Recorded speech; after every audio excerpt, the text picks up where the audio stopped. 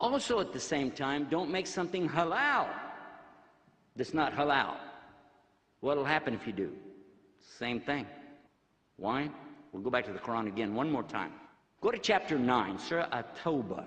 Look at chapter 9, verse 31, and see right there real clear what Allah is telling you, that the Jews and Christians took their rabbis and monks as partners with Allah. That's what it says. So you know what happened? Shirk, exactly. They were making shirk.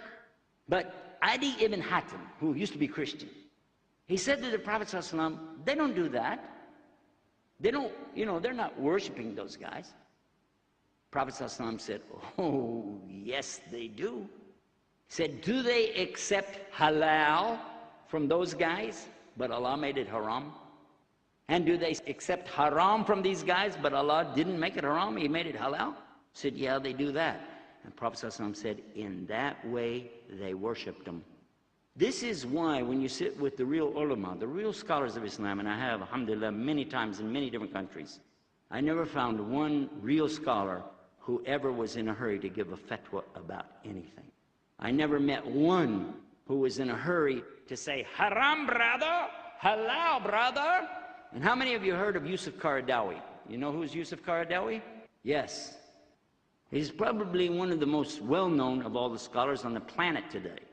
And although you may not agree with his rulings on things, I want to tell you a statement that he said. Dr. Qaradawi said in one of his writings that any of the scholars can make something haram. They could, if there's a question mark is what he's talking about. If there's a question on an item, it's easier to say, haram, brother, and stay away from it. Because on the day of judgment, then, at least I kept you away from something, but it could have been halal, but I wasn't sure.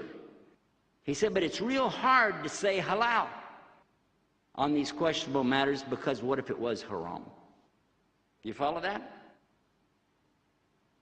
When I was in Egypt, I had the beautiful opportunity to sit with a very knowledgeable person in Islam. And he doesn't like for anybody to give him any advertising, so I won't mention his name, nothing like that. It's just that I really respect all of our teachers so much, I can't help but mention at least some reference to them and ask Allah to accept it from him. But he gave me a beautiful statement in English that I never forgot, which basically sums up everything I've said up to this point.